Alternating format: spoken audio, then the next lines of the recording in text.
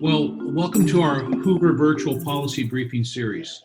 My name is Tom Gilligan, and I'm the director of the Hoover Institution. For more than a century, the Hoover Institution's distinguished fellows and world-renowned library and archives have been collecting knowledge and generating ideas that support the pursuit of freedom and improving the human condition. The dissemination of our work has had a direct and significant impact on the creation and execution of important public policy initiatives in the United States and around the world.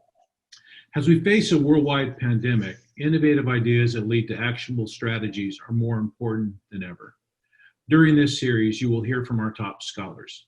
They will provide you with thoughtful and informed analysis, as well as policy responses to mitigate the potential effects of the COVID-19 pandemic. As a reminder, we will be taking audience questions today and encourage you to submit yours at the bottom, located at the your questions and answers, which are located at the bottom of your screen. Today's briefing is from Niall Ferguson, who is the Milbank Family Senior Fellow at the Hoover Institution and a Senior Fellow at Harvard's Center for European Studies. He is also a visiting professor at Tsinghua University in Beijing. Niall is the author of 15 books, including his most recent, The Square and the Tower, which was a New York Times bestseller.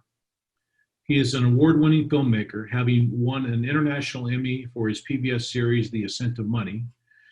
And you may have recently seen his three-part series entitled Networld, which was premiered on PBS earlier this month. Niall, thank you for joining us today.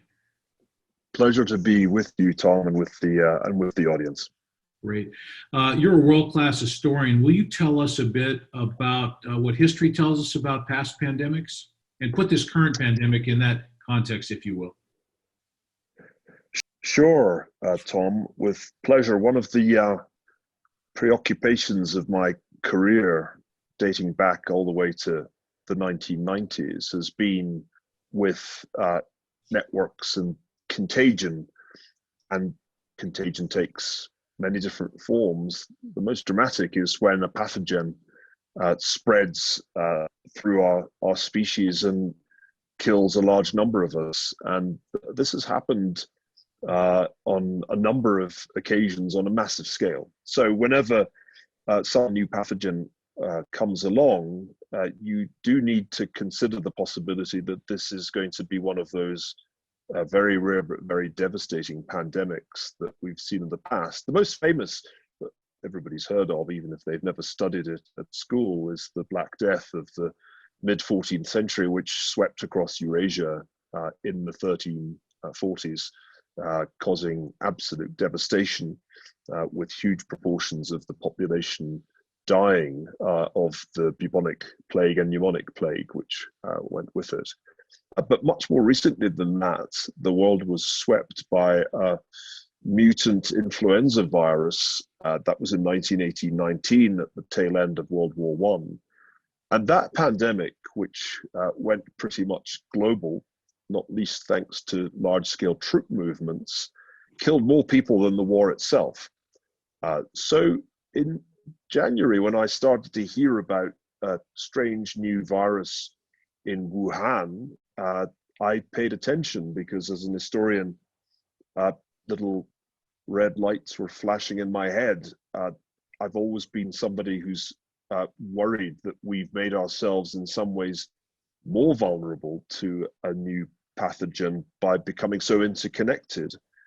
That's something that's a central theme of my most recent book, The Square and the Tower, which you kindly mentioned in your introduction. And it's part of the theme of the recent PBS series that just went out earlier this month, Networld. We are more connected as a species than we were in the 1340s. We're a lot more connected than we were in 1918-19. And that means that any new virus has a fantastic chance to go global really quickly.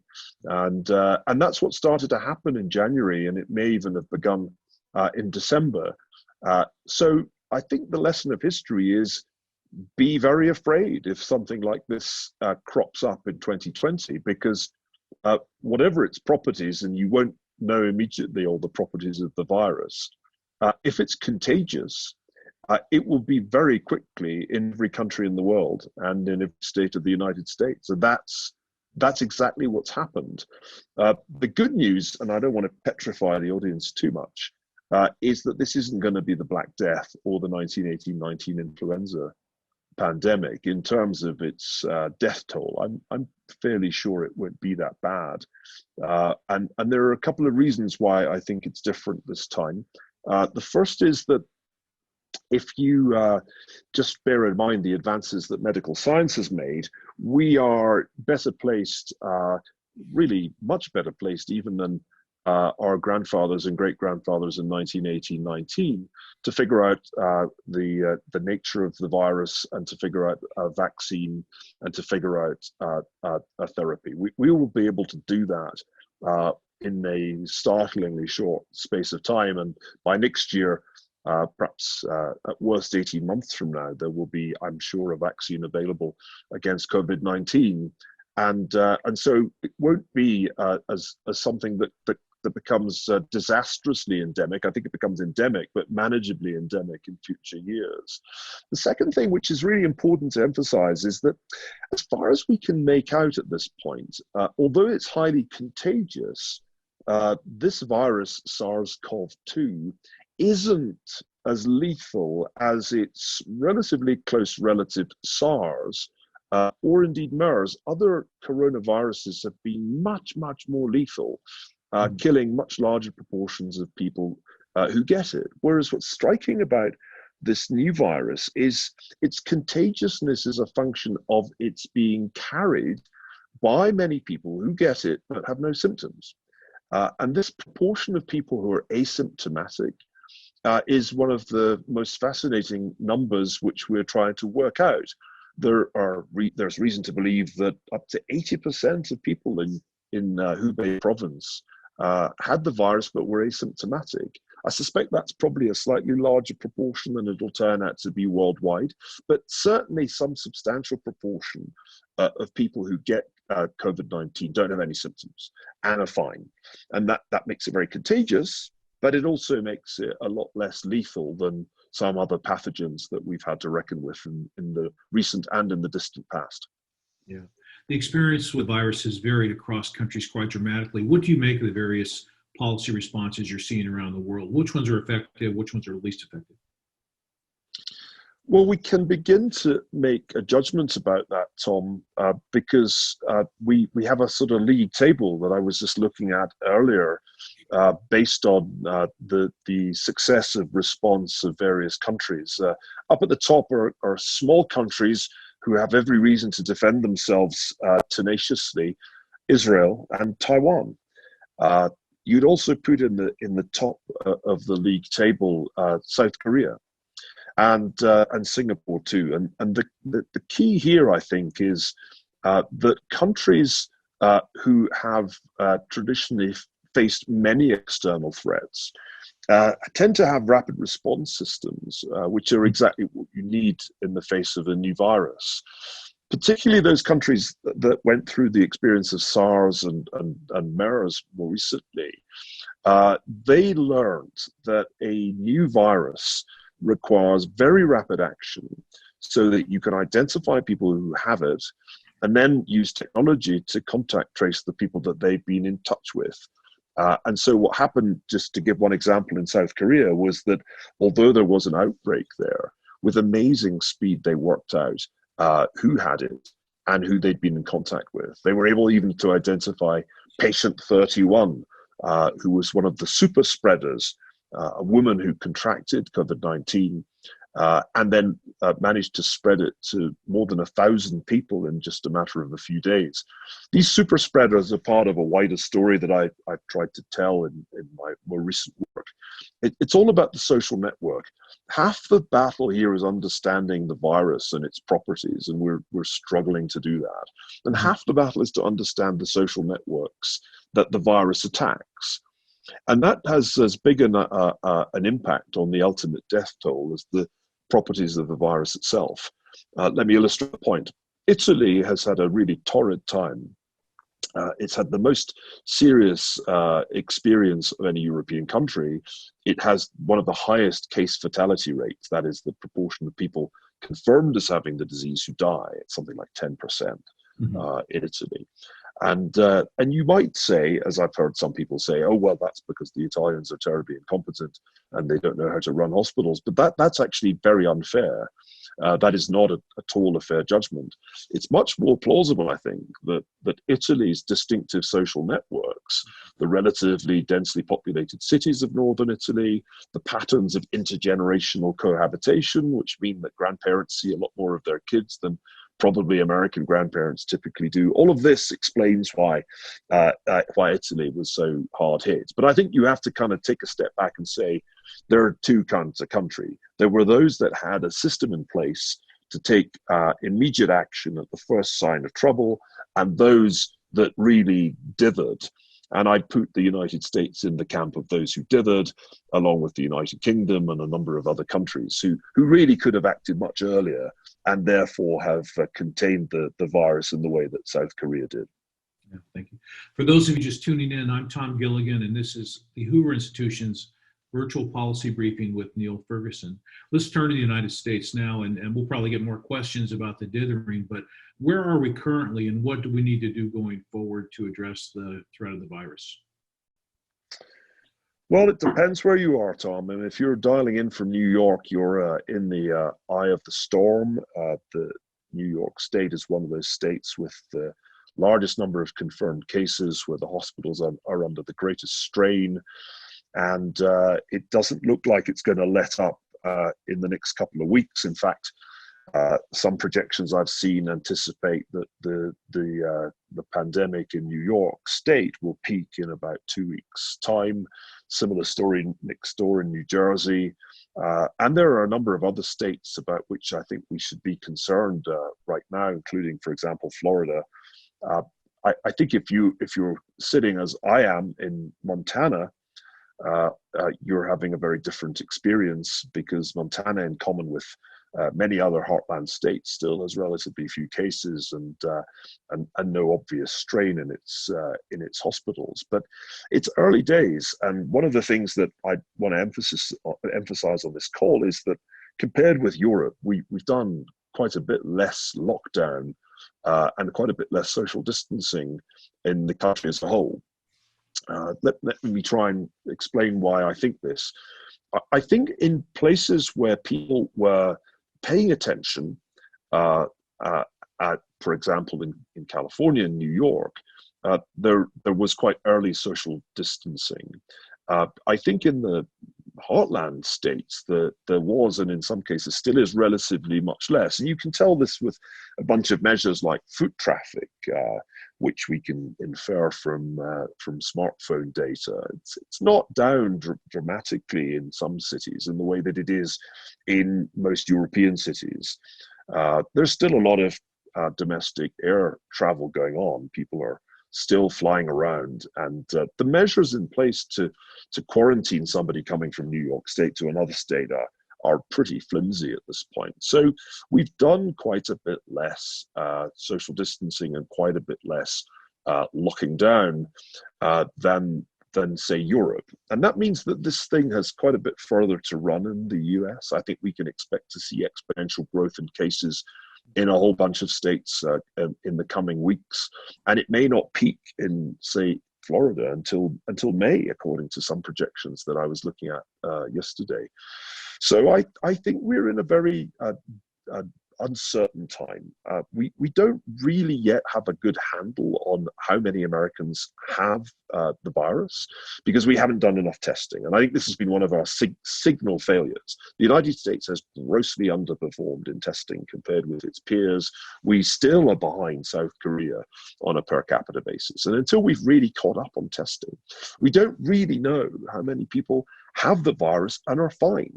We don't know how many people are asymptomatic but carrying and therefore shedding the virus. So we're in this haze of uncertainty. We don't know just how bad the case fatality rate will get. Will New York be as bad as Italy or not quite as bad? Will parts of the country be like Germany, which has had a really low case fatality rate?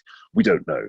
And until we have a little more of a grasp on the scale of the problem, the extent of infection, and the likely overload of hospitals, I don't think anybody can say with any conviction how many people will die in 2020 in the United States who would otherwise have lived because of COVID-19? The truth is, nobody knows the answer to that question yet. Yeah, interesting. I wanted to ask you about kind of the cultural and political impediments to taking the kind of steps necessary to combat the virus. Is the U.S. capable of practicing the same kind of social tracing, the same kind of restrictions on travel like quarantine and reduction of air travel that other countries did? Or do you think there's something that just keeps us from taking those kind of steps? Well, I sometimes hear a rather wrong-headed argument, which is, well, we can't do those things because then we'd be like China, an authoritarian, undemocratic regime. But I think that's a misunderstanding. China failed in this more than anybody. The Chinese systemic failure in December and January was the principal cause of this catastrophe. And we should not make the mistake of believing that somehow China has done an exemplary job just because they contained a disaster in their own country that they started themselves. I'd rather look at Taiwan and South Korea and say, look, there are democracies that were able to contain this virus without substantial violations of civil liberties, and indeed with less disruption to their economies than we are currently experiencing. And we should learn from Taiwan. I was in Taiwan right at the beginning of the year, witnessed their most recent election. It's a shining example of a successful East Asian democracy, and it turns out they're also pretty good at this kind of thing too. And one reason they're good is that they've taken advantage of the power of technology. It is thanks to our data that we generate so profusely every day through our devices that we can be traced if we've been in contact with a carrier. The South Koreans and the Taiwanese have shown that you can do that without compromising individual privacy and rights. We have all that data in the United States. It just happens to be in the possession of companies like Facebook, Google, and Apple. At this point, I don't see that data being put to public use in the way that it could be. And I don't think the argument, oh, it would violate our privacy is valid. Our privacy has already been violated. Mark Zuckerberg knows all he needs to know about our social networks. The issue is, can we put the data, which are now, I think, a public good, to use in the way that has happened in East Asia? And we're moving far too slowly in this direction. I just read a paper today that makes it clear that contact tracing, when you have a pandemic on this scale, can only be done with technology. You can't possibly do it the old way with manual tracing. And so we're sitting with all the technological capability that the United States has at its disposal, conducting this public health emergency as if we're, I don't know, Brazil. It's really shocking and a sign of a very wide failure that needs to be investigated when it comes time to do an inquiry into what went wrong. Yeah. You're listening to Niall Ferguson, a senior fellow at the Hoover Institution. You can find more research on our website, hoover.org. Neil, I'd like to turn to some audience questions now. David asks, as we recover from this situation, what do you think will stay the same and what will change, both from an economic and political perspective? And I guess what he's really asking is, what I'd like to do is kind of focus that through the lens of history. What do we know about the longer term consequences of pandemics? We know quite a bit. They have comparable effects to large wars, but they're not quite the same. The Black Death, for example, was a bonanza for the survivors. If you were a European peasant and you survived the 1340s, your standard of living went up quite a bit because there were real labor shortages. If you were a landowner, you found yourself on the wrong end of economic history because rents declined steadily from that point on for many decades. In the modern era, the effects of pandemics have been pretty negative. In the case of the big pandemic of 1918-19, some recent research shows that really had some very big effects around the world. The biggest effects were in countries like India, where a huge number of people died And in Brazil, which suffered very severely, it's clear from 1918-19 that the poorest countries ultimately fared the worst in that case, because they simply didn't have any kind of capability to manage the pandemic. The United States had a pretty torrid time in 1918-19, but bounced back relatively quickly. After all, we call it the Roaring Twenties, don't we? And if you look back, there's an interesting lesson to be drawn there. During 1918-19, the United States responded rather as it is responding today, in a kind of patchwork, with some states and some municipalities imposing much tougher social distancing rules than others. And so you got very different outcomes in, for example, Pittsburgh, which really was quite relaxed and didn't ban big crowded events, and therefore had high mortality, as compared with St. Louis in Missouri, which actually did a lot of social distancing, a lot of shutdown, and had a much lower death toll. And the research shows that those states and cities that did the most to contain the pandemic in 1918-19 did best economically in the subsequent decade. So there are quite lasting effects. If you get this wrong and suffer a big death toll, and also, I think, inflict a lot of psychological damage on the survivors, there's a legacy. I think Italy will struggle to get over this, because it really has been a shock to the system, not just to the healthcare system, but to the whole country and its psyche. Germany will not. It's clear that the German case fatality rate, one of the lowest in Europe, is going to leave a relatively small scar on the German psyche compared with some of the disasters of the last 100 years. Mm-hmm. So I think it's going to vary quite a bit from place to place, even within the United States, how long a lasting effect it has. I'll add one more thing. Mm-hmm. I think as long as we're in the dark about how contagious this is without there being symptoms, in other words, what proportion of people get the virus, have no symptoms, barely notice, until we know a bit more about that, I think we're going to be fearful out of uncertainty. It might turn out that young people really don't have much to fear from COVID-19. It might turn out that the cases that we hear of young people dying are really very exceptional.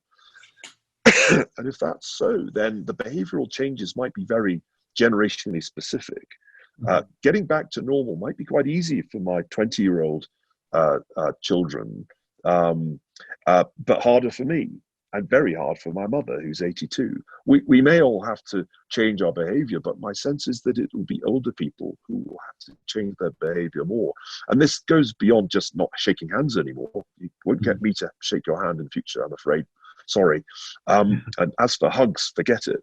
But there's a bigger question. Are we going to fly less, attend fewer conferences, do more things like this? I spend half my life on Zoom at the moment, and I could get used to that because it sure saves jet lag and all those hassles at airport security. I think there may be some lasting behavioral changes.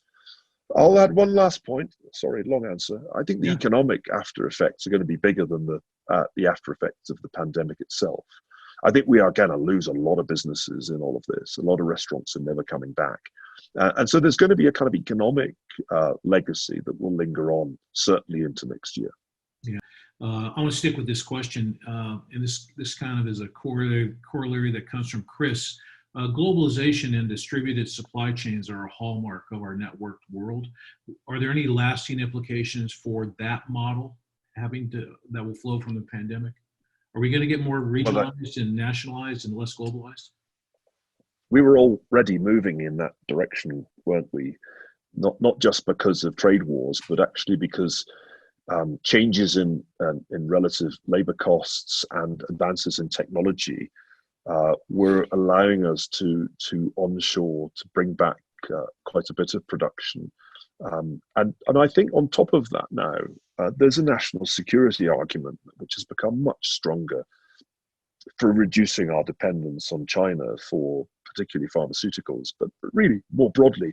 I think what's fascinating about the COVID-19 pandemic is that it's exacerbated what was already a bad US-China relationship.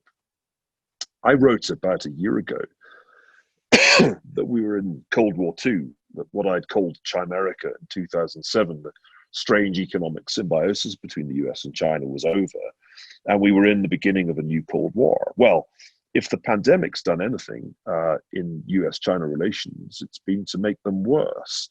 There might be some cooperation going on between scientists working on the pandemic, but that's about it. The governments are barely on speaking terms. And some of what the Chinese have said in their propaganda, claiming that the disease originated in the United States, is just crazy stuff, right out of the Soviet playbook of the Cold War. I think the conclusions that we're going to draw from this, we're already taking shape. The dependence of supply chains on China has to be reduced, and I think we will have to reduce them, particularly in the area of pharmaceuticals. Yeah. I have a question from someone. I lost it here. Hold on, Neil. Let me just say the nature of the question was the following. The government has taken extraordinary steps to try to rehabilitate or preserve the economy through this shutdown. You have the $2 trillion CARES bill. You have the Fed, who appears to be willing to increase its balance sheet as large as it needs to. Are there any knock-on effects from that with respect to inflation, with respect to the way governments and the private sector interacts in the future? What are your thoughts on the economic consequences of the pandemic? It's a classic, isn't it, to be discussing COVID-19 and to develop a dry cough as you're doing it. I'm sure I'm not the only person on this call who's had at least one attack of hypochondria in the last few months. So forgive me if I sound a bit hoarse. I think the hardest question in economics at the moment is what will be the medium-term effects of this crisis, particularly with respect to inflation versus deflation. Short run, it's clearly a massively deflationary shock.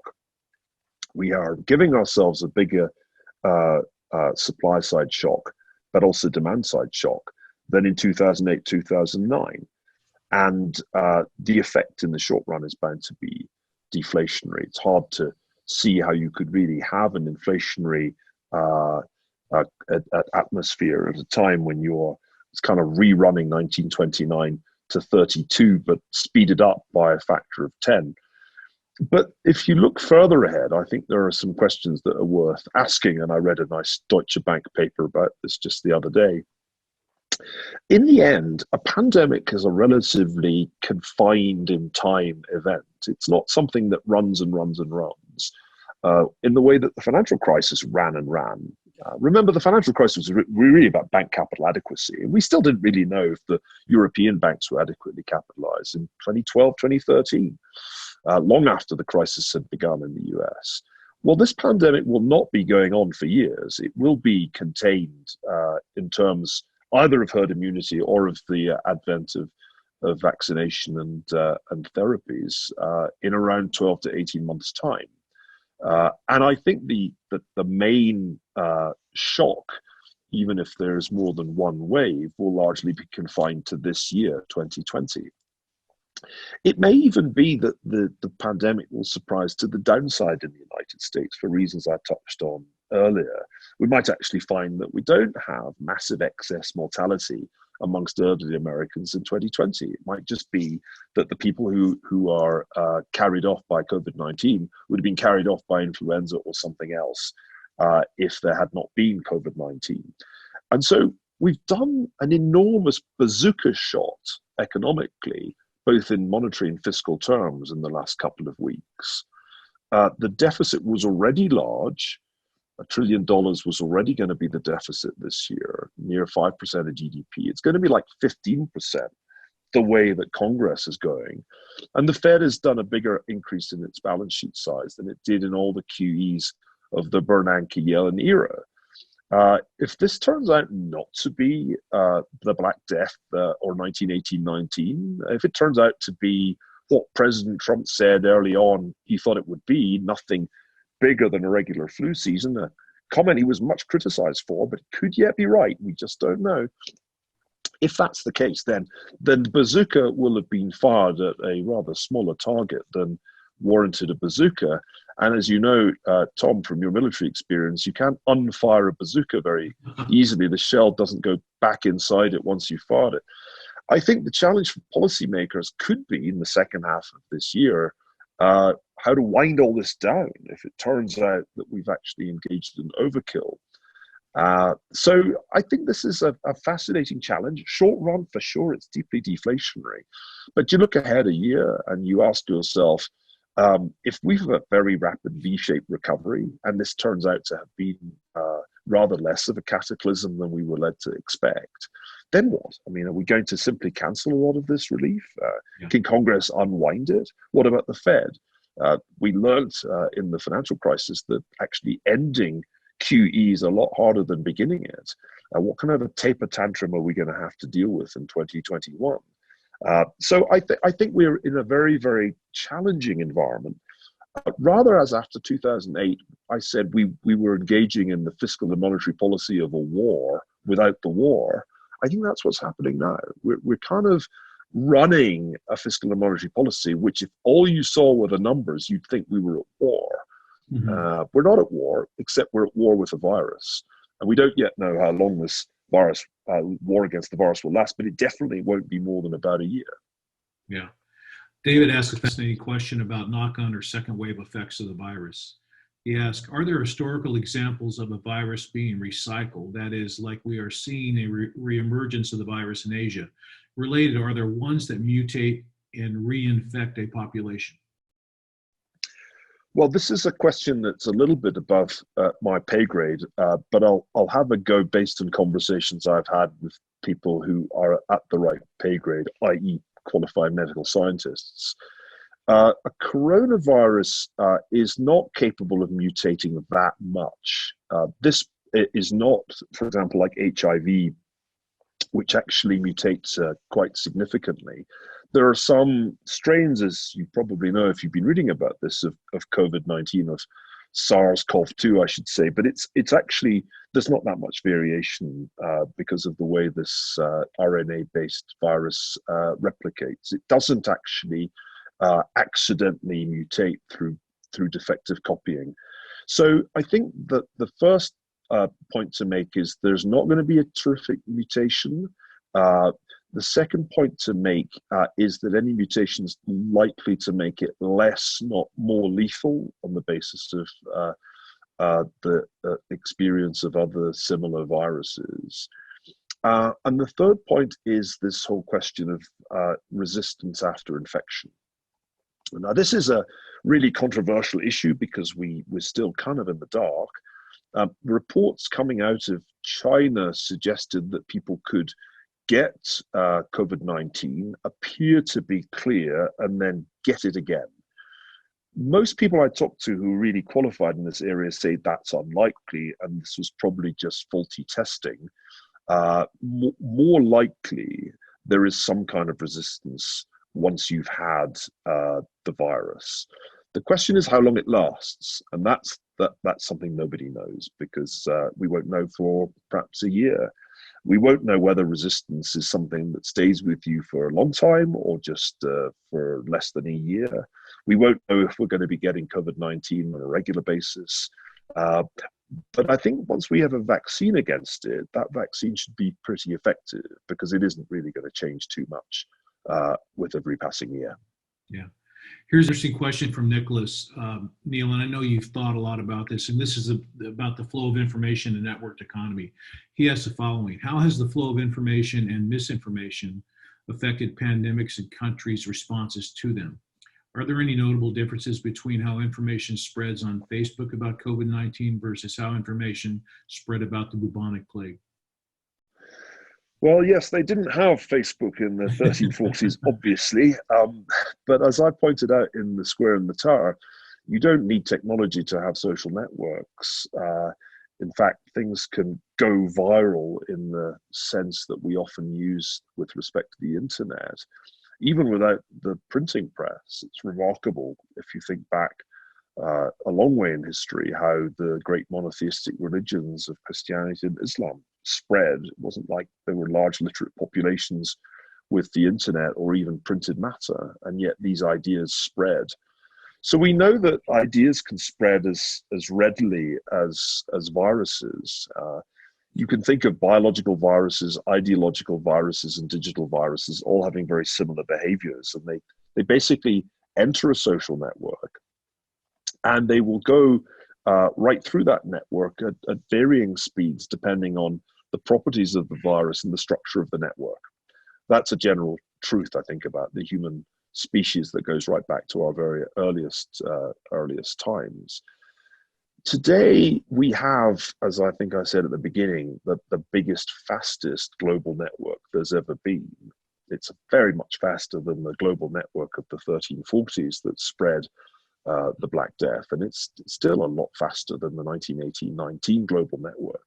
After all, in 1918-19, troops had to cross the Atlantic in ships, not in planes. And planes are crucial here. I mean, the reason that this thing went global was just the sheer number of flights out of China in the key month of January, including direct flights to San Francisco and New York, not to mention Rome, Paris, and London.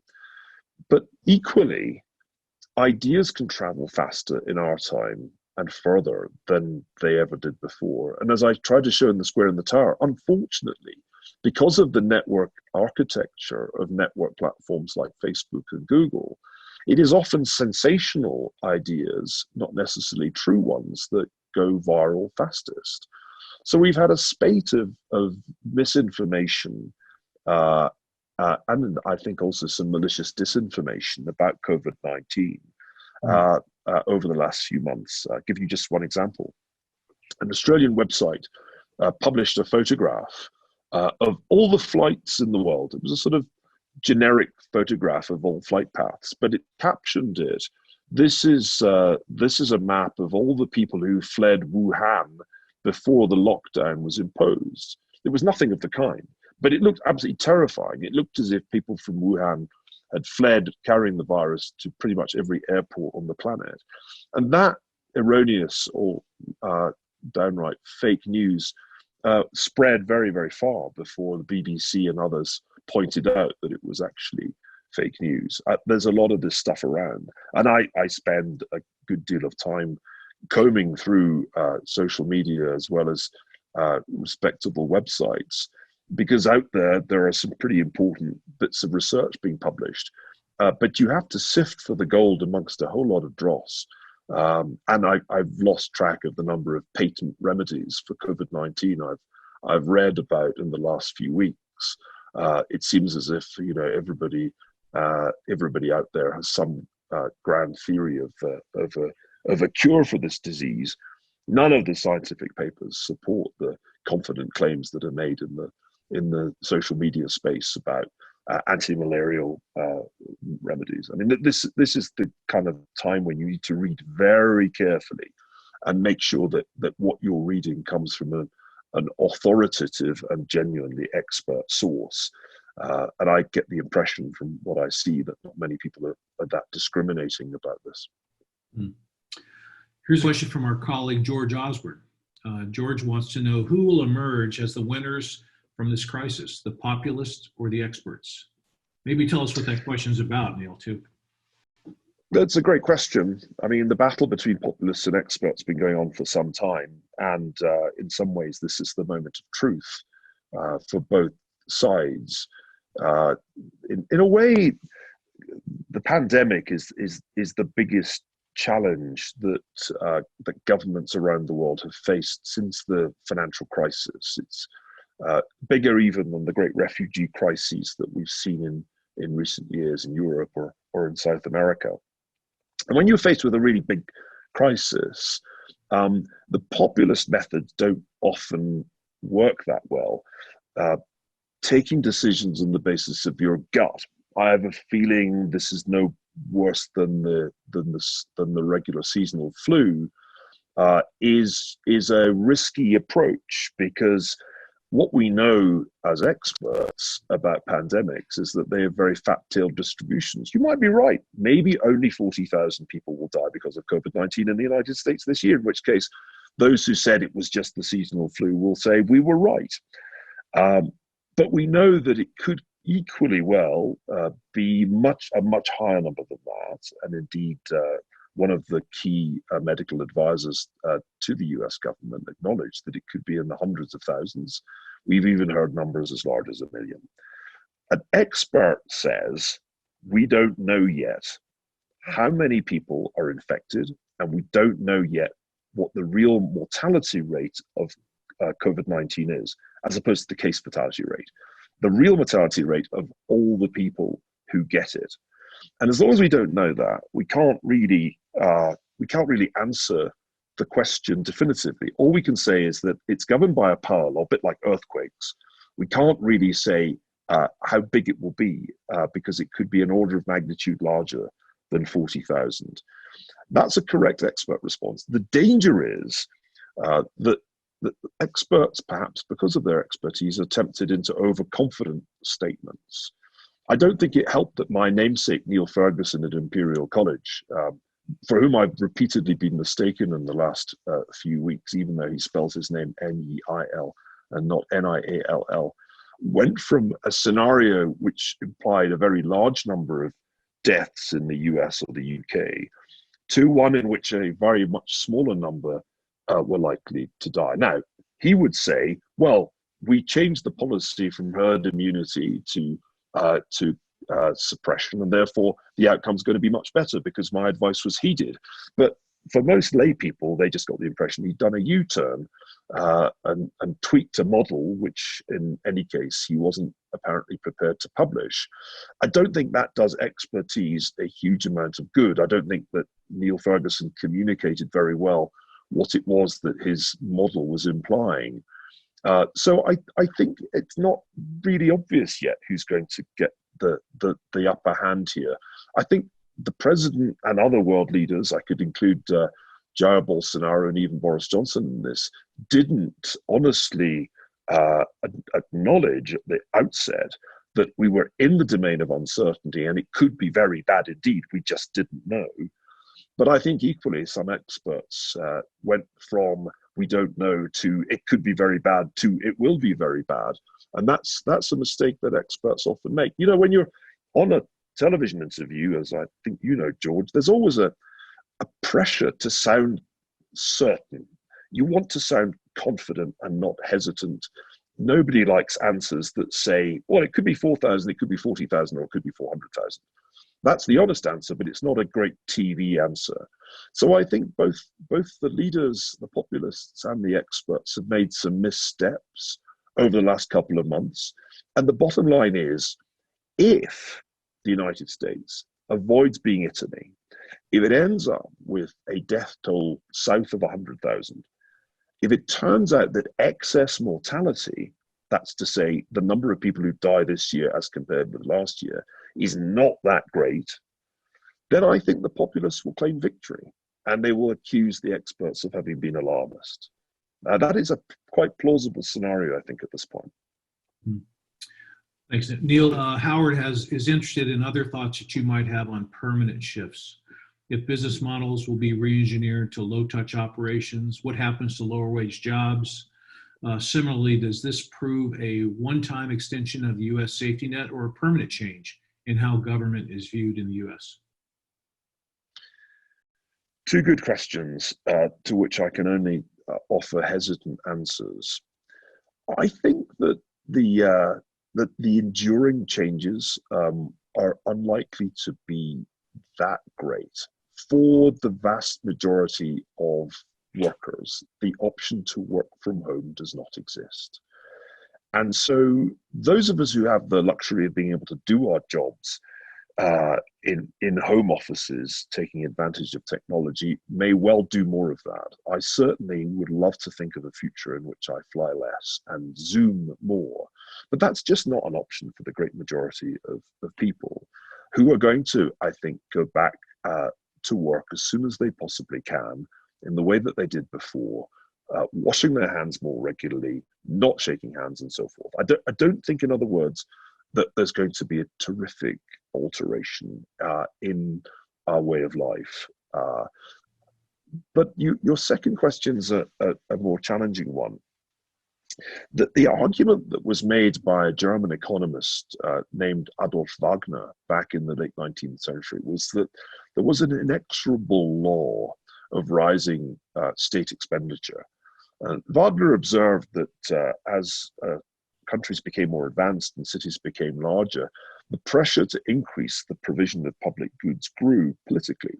In his own Germany, the Social Democrats became the biggest party in the German parliament by 1912. And the trend was there in the United States as well with the progressive movement. I think it's arguable that an opportunity has been established by this pandemic for today's progressives to argue that the case for a broader and more universal system of healthcare has been made by the pandemic. I think they will certainly make that kind of argument. And others will say that universal basic income has been validated by the government sending checks to people whose jobs have disappeared. And I've no doubt that there'll be economists saying that modern monetary theory has been validated by everything the Fed has done. I fully expect these arguments to be made. Will they actually stick politically, though? Well, here's a lesson from history. After the 1918-19 flu pandemic, Woodrow Wilson, who was affected by the influenza enough not to be able to run for re-election, had to step aside. It's one of the many interesting casualties of that particular pandemic. And an election then happened, which was decisively won by Warren Harding, the Republican candidate, on a return to normalcy platform. That was one of his campaign slogans. And it signified a major reverse for progressive hopes and various ideas that had been current around about the end of World War I, which would have expanded the role of the federal government and state governments, actually died at that point. Similarly, all around Europe, the left-wing energies of the period after the Russian Revolution of 1917, which looked like they were going to get an additional boost from the influenza pandemic, absolutely faded in most countries with remarkable speed. And conservatives, if not downright fascists, in the case of Italy, came to power in that early post-war era. So if the 1920s are any guide, I don't think we should expect the apparent progressive gains of the last month to be turned into permanent institutional features. I think it's much more likely that Republicans will say, these were emergency measures, the emergency is over, and therefore so are the measures. And I actually think if that argument is made, I will be inclined to support it. Interesting. Neil, lessons from history for how leaders should act in pandemics, and given those lessons, how would you rate the handful of leaders who are central to this crisis right now? This is a challenging question to answer. We've seen a wide variety of leadership styles. I think the leader who struck to me the classic tone in an emergency was the French President Emmanuel Macron, who leveled with the French public that something pretty bad was coming, and invoked the notion that this was a warlike situation that would require warlike national unity and sacrifice. I think that's how I would have advised anybody in that position to play it. I think those leaders who were inclined to play it down, including not only President Trump, but Prime Minister Boris Johnson and President Jair Bolsonaro in Brazil, who's still playing it down, or for that matter, the Mexican President López Obrador, who's really been in denial about it for the better part of 2 months. I think they did a disservice because the right response in a crisis like this is serious. It could be very bad. The earlier we act, the less economic pain we endure. By wasting time, by postponing radical action, I think the leaders I mentioned made a mistake.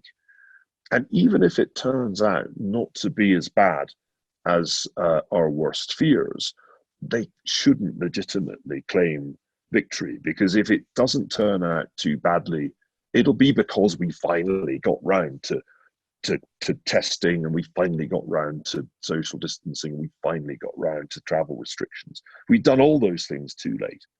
I mean, I was writing about this in the later part of January, trying to draw attention to the risk that we faced. In Taiwan and in South Korea and in Singapore, governments saw this was serious and acted early and reduced the cost to their citizens by doing so. I'm afraid we really wasted weeks in a number of Western countries. And as a consequence, we've ended up with a much bigger economic shock and a much higher death toll than was necessary. If in the end only 40,000 or maybe 60,000 people die, maybe if in the end this isn't an especially severe year in terms of total mortality, the populist leaders will say, we were right all along. But that won't be the case, because in fact, the only reason that will be the outcome is that we finally did the right things, and we could have done those things much earlier. And I bitterly regret that we didn't. I'll tell you a little anecdote. I was in Washington at a Hoover board meeting. You may remember, Tom, that meeting in February. And it was at that time that President Trump was flying back from India, still downplaying the risk. And I had a number of conversations with people in the administration during the course of that board meeting, in which I tried to impress upon them, this is extremely serious. This could pose a really major threat to Americans and to the US economy. You have to take it more seriously. And I hope that I did something to nudge the very slow-moving thing that is the federal government into a better direction, because that week there was finally a sort of serious statement from CDC about the scale of the potential problem, and the vice president then was put into a leading role that week, shortly after he spoke to Hoover Fellows and board members. So, you know, there was a response, but it was belated, and I think when we conduct a full inquiry into what went wrong in the United States this year, it'll reveal quite a serious systemic failure, not just on the part of the president. It's not all been his fault.